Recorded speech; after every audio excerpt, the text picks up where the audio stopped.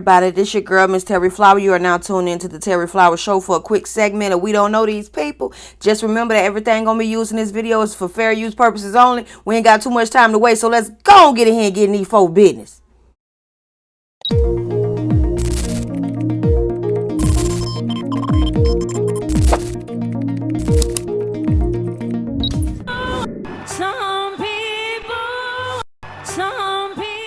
Hello, everybody, man. I hope you guys are out there doing good. I figured I'd just start this video off with a little laugh, y'all, because this one gonna be a heavy one. All right, we are here today, man, to talk about the situation with Monique and her son. So I am gonna run the clips. First, I'm gonna play what her son Shalon said. Then I'm gonna play the response to what Shalon said. And before I even give my opinion, after I run the clips, I'm gonna tell y'all right now, I believe Shalon. I believe Shalom. Period. Anyway, y'all, here go the clips. I am Shalon. I am a stand-up comedian, Monique's oldest son. I guess I felt the need to make this video to just provide some context into this false narrative about her praying to the universe in order to reconcile our relationship or whatever the hell it is. I wrote it all down so that way I don't go all over the place and get emotional or anything like that. So I'm gonna talk like I'm reading a script, but it's just gonna help me kind of stay together. But to address the Club Shay Shay interview that she did where she states that she prays to the universe in regards to reconciling our relationship, as I stated, is odd. My mother and I both know that that is a very false narrative, and I would like to free her of having to continue telling that lie. Faith without work is dead, and neither one of us cares to put forth any effort to reconcile with the other. We are separate, as she put it, because she doesn't care to be my mother any more than I care to be her son. Neither one of us has had the desire to reach out to the other in a very long time, and I don't think that either of us anticipates that feeling ever returning. Speaking with my mother directly, in my experience, will either lead to some odd newfound moment of clarity in regards to how she was as my mother, or she retreats back to daddy to move forward with a conversation. And I'm tired of hearing my mother's truths. Newsflash, I'm not sure if people know, but standing in your truth doesn't make you noble. I'm not sure if people are aware of that. But responding this way, I feel as though it allows me to say my piece uninterrupted. To those wondering, well, why say something now? Call it a form of therapy for me, I suppose. But when her daddy had intentionally stated that they have 3 sons, but his wife is on the internet talking about the 4th son in a video that has millions of views, that rubbed me the wrong way. But anyway, to inform a child that you are not interested in being a mother at a time when that kid is the only kid that has the potential to lead a child to believe that you are not interested in them specifically. But to take it a step further, you also admit, my mother had also admitted to me that she didn't do the best job that she could do,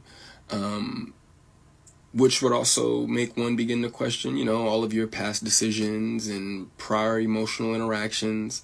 But to be completely honest and fair, those were things that I was willing to get over. Nobody's perfect, we're all human. But my mother showed a clear lack of humility, compassion, and consideration when taking any level of accountability for those things.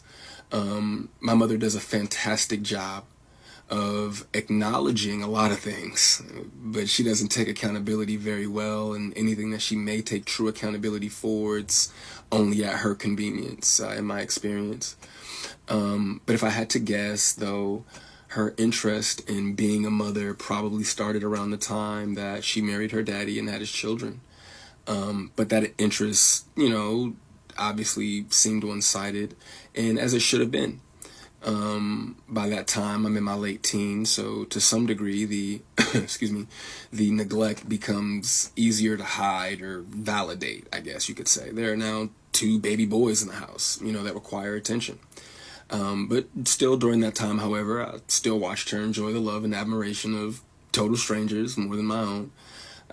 To this very day, my mother has never expressed to me when, if ever, she became interested in me as her son. That did lead me down a path of questioning my self-worth and struggling to understand the value of a mother in a child's life. In the interview, she also states that she gave me an apology, but an apology to a son from a mother that consciously showed no interest in him holds no weight. There are still women to this day that my mother will give credit to for being more of a mother to me than she ever could. Her assistant, my cousin, being one of them.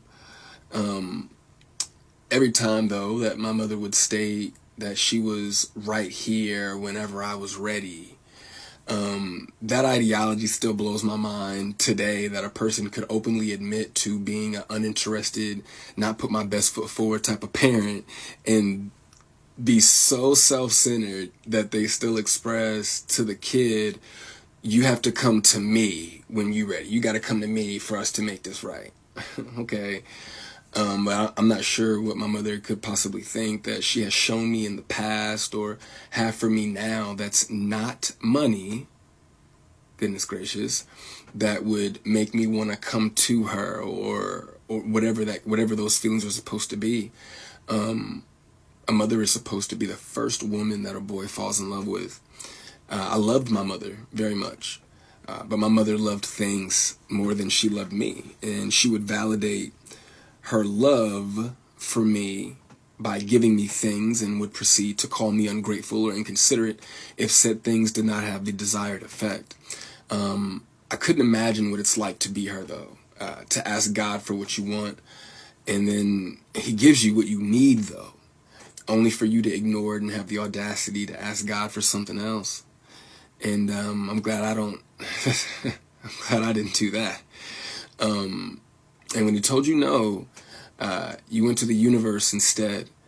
By no means, though, do I want to give off any type of an impression that I am a victim of anything. That is not the case. As you can see, I'm smiling from ear to ear.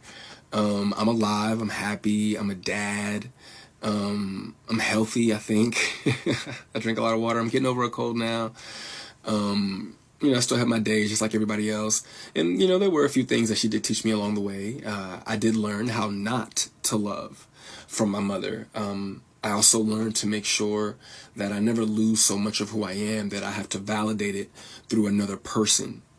And though I feel as though, in hindsight, I think she did it reluctantly, I do appreciate my mother, for showing me what the top of the mountain looks like. You know what I'm saying? It did give me perspective on what hard work and dedication can get you, but I don't want something like that at the cost of giving up something that I created. I don't want it that bad. And speaking of creations, I genuinely, truly, I really did want my mother to have a relationship with my daughter. I even fought through those intrusive thoughts that were, if she wasn't interested in you, what makes you think she's going to be interested in your kid? But it took my mother no time at all to prove that those intrusive thoughts were correct. But what I can say, good for her, the universe did, bless her with 3 other sons. Bless her with 3 other sons. And God willing, I'm sure that one of them, all 3 of them are adults now. So I'm sure that one of them, God willing, if not all 3 of them, will make her the grandmother that she wants to be. I still look forward, to that moment for her.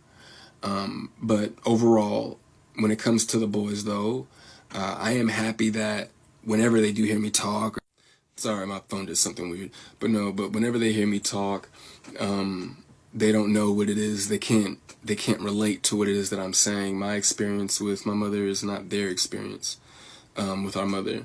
So my prayer for her and them is that they continue to see her the way that they see her now. I do also want to make sure that I say thank you to my mother for giving me life. Without that moment in time, I wouldn't have had my little one. But outside of that moment, there isn't anything that either of us has to offer the other. In my opinion, it's a waste of God's time and the universe's time for praying for something that you are not willing to put forth any effort to obtain. Putting the work into becoming Monique is more important to my mother than being my mother. And I do not believe that it was never about her being there and waiting for me, but it was supposed to be about me being there and waiting for her.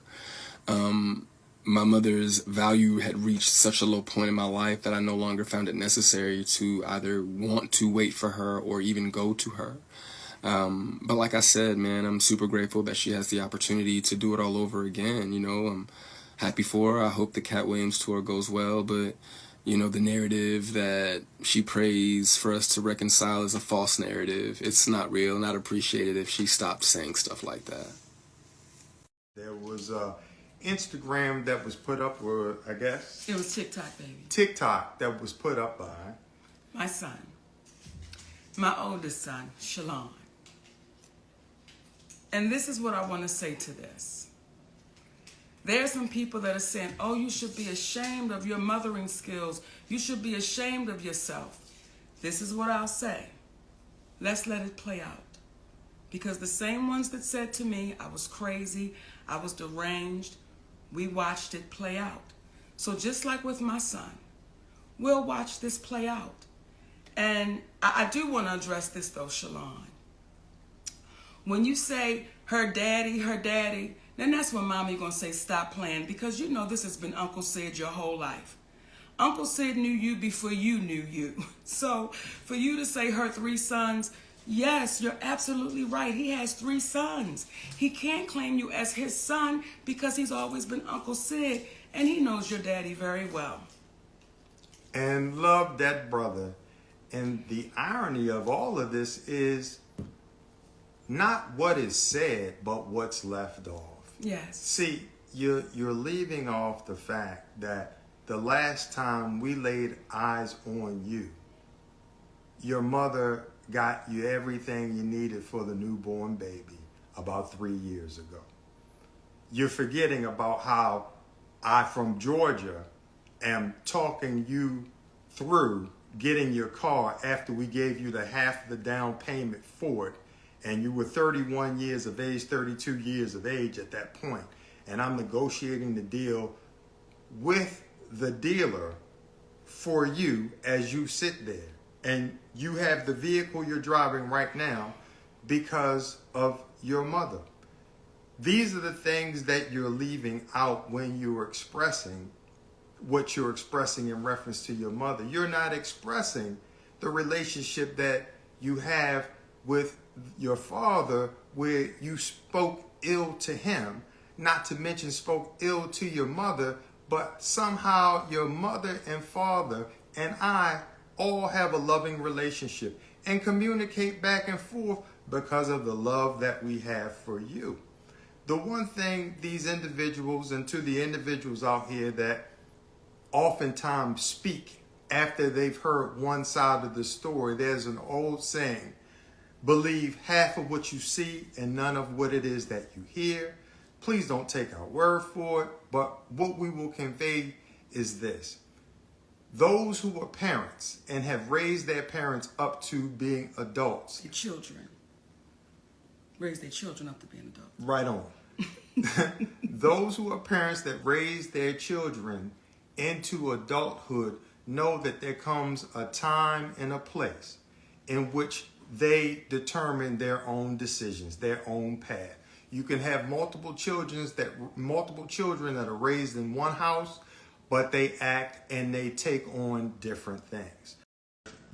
Now, there is a second half to the Monique and Sydney response. I'm going to play that at the end of this video. I just wanted to go ahead and jump in and say this. Man, sometimes people got to learn when to shut the hell up. Monique, when you seen your son came out and said his little piece on his video, girl, what the hell is you getting on the internet addressing us for? Call your damn child. What is this? And that's why I believe everything that boy said, because you're handling him like he a nigga in the streets. Because with him being your child, you're supposed to want to give him enough decency, enough love to respond to him behind the scenes. Obviously, this boy is hurting. And I can clearly see what this boy is talking about, because Sydney's sitting up here running his damn mouth, and this boy talking about his relationship with you. But I can clearly see who you've been allowing to get in the middle of that damn relationship. On the second clip, y'all gonna hear Sydney talk about how Shalon asked him to call him dad, and he told Shalon that no, he can't call him dad because he knows Shalon's real father and they're friends, so he's just his. A bunch of weird-ish. Because at the end of the day, dude, you married to his mama, so that is your stepson. I don't know what the hell you talking about. What? And if you so much of friends with his real daddy, it ain't no issue with him to call you dad. Like, let's be for real. And Monique just sitting here just letting Sydney talk and do all the, and I'm like, okay, I can clearly see what this boy is saying. When this boy is trying to get through to you and have conversations with you and mend his relationship with you, you keep letting Sydney jump his ass in it. You feel what I'm saying? And see, Monique, this is why folks were saying what they were saying about you, always calling this man daddy and looking at the relationship crazy. My thing is, Sydney, why do you got so much to say? You just said you just his uncle. You don't even want the boy to be known as your child. Walk around here talking about y'all got 3 sons. Y'all got 4 sons. When you married that woman, you took responsibility for all her children. This ain't making no sense to me, okay? And see, this where that male worshiping situation kind of come into play. Because, baby, my sweet baby, Monique, you done centered this man so much in your life that you don't even have the willingness to fix a relationship with your son. I could tell y'all been playing in this boy's face. For y'all to say, for your spouse, Sydney, to say that y'all only have 3 boys, knowing damn well you got an oldest son who would be your 4th son, and he refuses to claim him as a son and calls him his nephew, even though he is married to this boy's mother. See, y'all playing in his face, been playing in his face, and now y'all trying to play in our face like we crazy as hell, and we're not. And we're not gonna go for it. You too worried about you and Sydney to ever try to fix the relationship with your son. I could see why that boy is so exhausted. He's tired. I could hear it in his voice. That boy's exhausted trying to get through to you. But in order to get through to you, he got to get past Sydney. I can see it clear as day, because why in the hell is Sydney doing most of the talking in the response, and the boy wasn't even addressing him? The boy addressing his mother, the woman who he came out of her punani. He's not talking to you, sir. Didn't you say he's just your nephew? And you can't call him son? Ain't that what you said? Oh, he can't call you daddy? Excuse me? So what the hell is you talking for? Monique, we can understand when you get in front of the camera to address the world about different comedians and all of that, and you got your strong black man beside you. We can understand that, baby. You need your support. We get it. But now you addressing your relationship with your son. What the hell you got sitting there for? Why? You need that strong black man to be there too, to address your child? The child that you brought into the world? You're very weird, ma'am. You're very weird. And this is why I said people got to learn when to shut the hell up. Because when you did that interview, you got a lot of good press from that interview. But now this situation with your son, you're looking stupid as hell. Because when it came to your child, it wasn't time to hop your ass on camera and address us and put out there all the boy business. Thomason, he got mental health issues. And this wasn't the time for that. This was the time for you to be a grown ass woman. Pick that phone up. Call and talk to your child. And truly, truly apologize to that boy. Not just with your words, with your actions. A real apology isn't just the words and breaking down what you did wrong. It is changed behavior. If you really gave a damn how you say you give a damn, you would put forth that effort. See, and this is why I say DL Hughley ain't tell no lies on your ass. He ain't tell no lies on you. You willing to go through all of this mess dealing with comedians, want apologies from Oprah Winfrey, want apologies from Tyler Perry. You want them to make the situation right and all of this and that. But you ain't willing to make the situation right with your own child. Girl, this is a damn fool. Okay, y'all go ahead and get down in them comments and tell me how y'all feel about this situation. Don't forget to like, comment, and subscribe. Now I'm gonna go ahead and run that second half of their little response, y'all. Here you go. I'm sorry to be chocolate. When I hear you, when I hear my son, when I hear you, Shalon, talk about money